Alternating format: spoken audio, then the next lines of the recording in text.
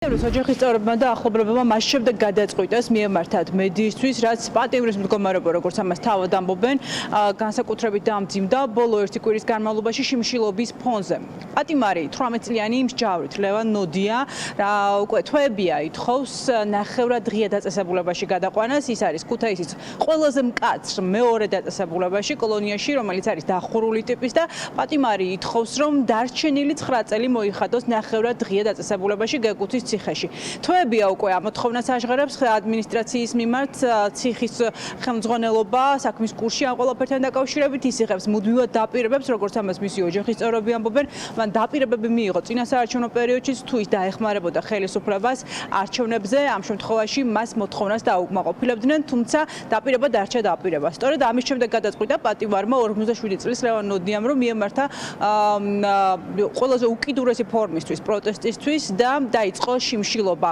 ის დაუკავშირდა დღეს დილით მის ოჯახის წევრებს და როგორც ისინი ამბობენ, მისი მდგომარეობა იყო საკმაოდ მძიმე, ის არის დაუძლურებული და ამ მდგომარეობაში ციხის ხელმძღვანელობას ის საკანში ყავს გამოკეტილი.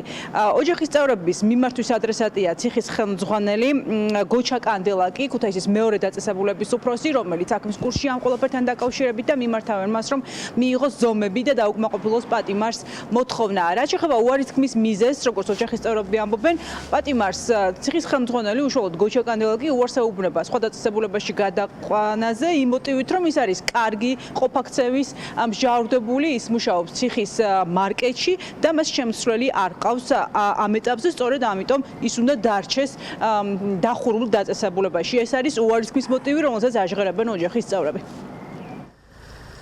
სულ გვეუბნებიან იმას, რომ კი გადაგიყვანთ საბოლოო ჯამში საქმეზე რომ მიდის არავის არ გადაყავს და ამიტომ შიმშილობა დაიწყო და ძალიან ცუდ მდგომარეობაშია.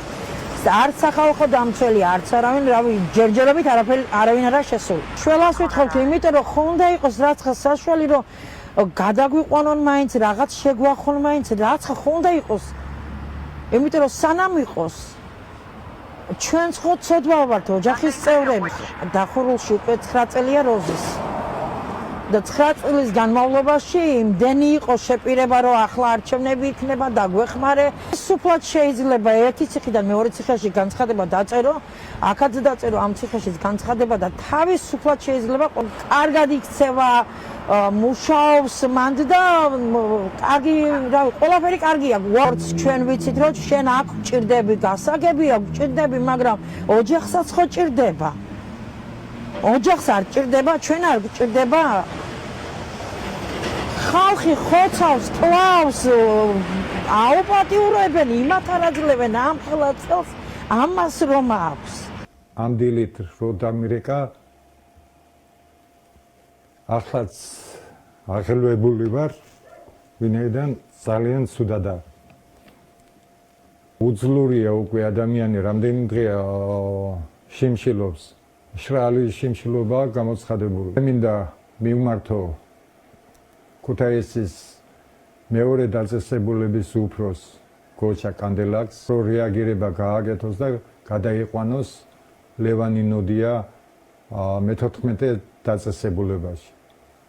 წინააღმდეგ შემთხვევაში მეც უერთდები ჩემ ძმას ლევანი ნოდიას და უცხადებ სოლიდარობას. ორშაბათ დილიდან მეც მეორე დაწესებულების წინ უაცხადებ მშრალ შიმშილობას.